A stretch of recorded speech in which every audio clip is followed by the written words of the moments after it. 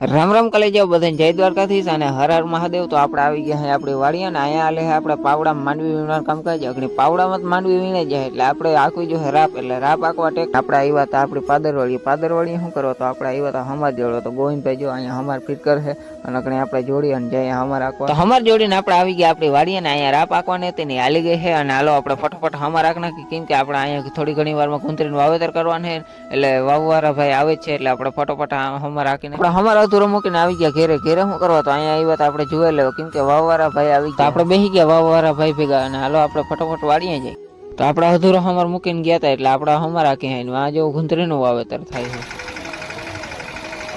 તો આપણે ઘણો હમાર રાખવાનું બાકી રહી ગયું એટલે આપણે ટ્રેક્ટર હાવ દાવી જ મૂક્યું